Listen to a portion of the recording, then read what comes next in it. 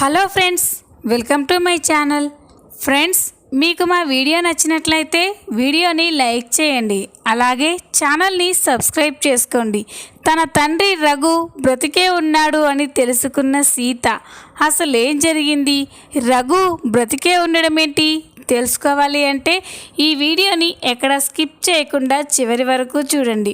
ఇక స్టోరీలోకి వెళ్ళినట్లయితే వర్ష తన రూమ్లో కూర్చొని శంకర్ప్రసాద్ గురించి, పూర్ణ గురించి, సమంత గురించి ఆలోచిస్తూ చాలా సంతోషపడుతూ ఉంటుంది.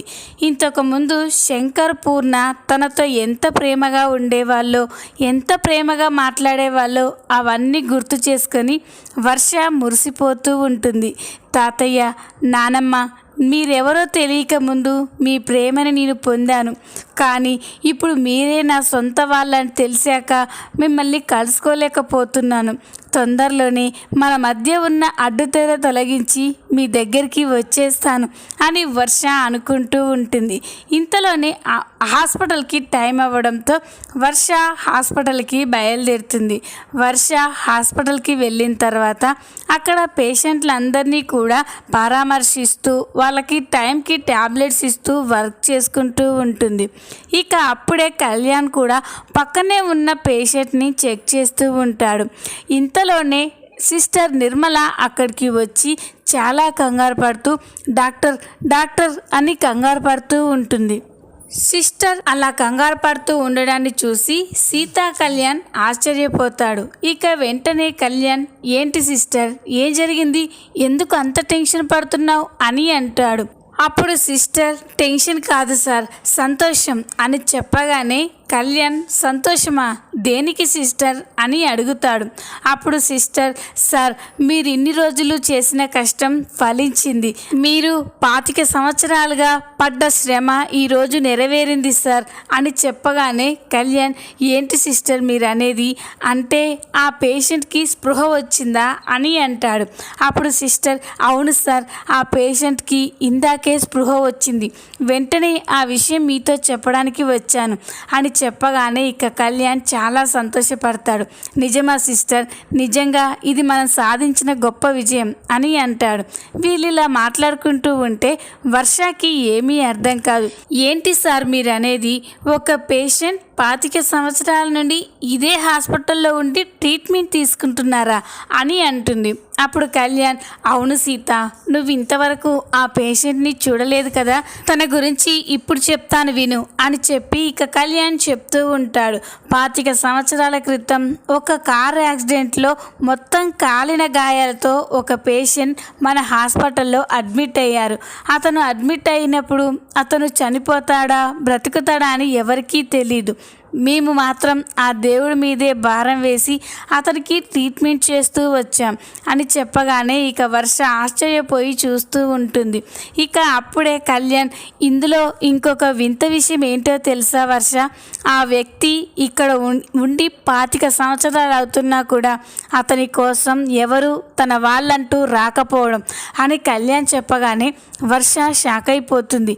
అదేంటి సార్, 25 సంవత్సరాల నుండి ఒక మనిషి కనిపించకపోతే తన తాలూకా మనుషులు అతని కోసం వెతకలేరా అని అంటుంది. అప్పుడు కళ్యాణ్, అదే తెలీదు సీత, వాళ్ళు వెతకలేరా లేకపోతే అదే యాక్సిడెంట్లో చనిపోయారనుకుంటున్నారో ఎవరికీ అర్థం కావట్లేదు.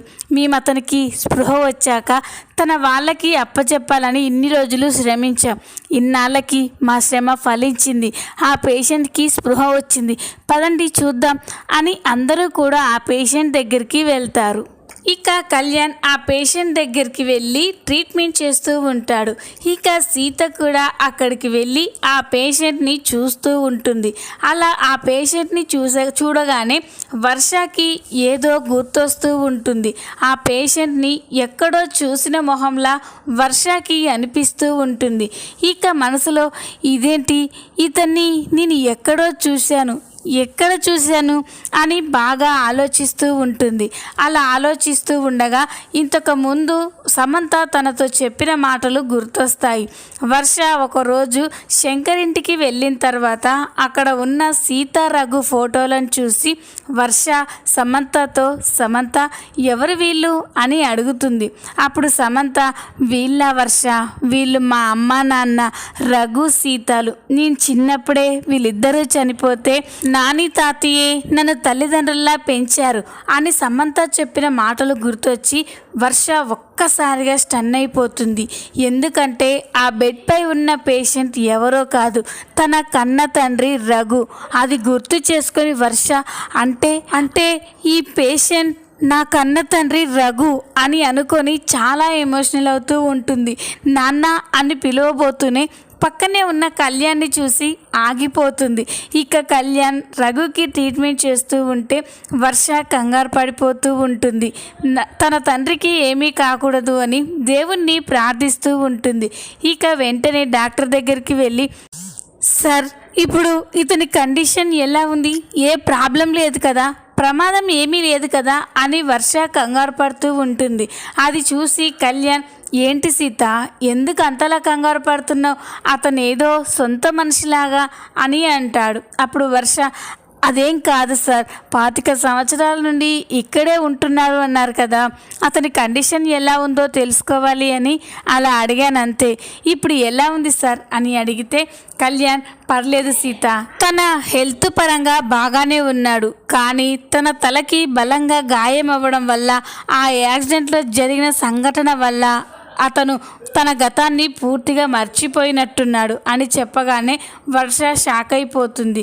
ఇక అప్పుడే కళ్యాణ్ ఇంకొన్ని రోజులు అబ్జర్వేషన్లో పెట్టి టైంకి జాగ్రత్తగా మెడిసిన్ ఇస్తూ ఉంటే తొందరలోనే పూర్తిగా క్యూర్ అవుతాడు అని కళ్యాణ్ చెప్పగానే వర్ష, అయితే నాన్నని దగ్గరుండి నేను చూసుకుంటాను సార్ అని అంటుంది.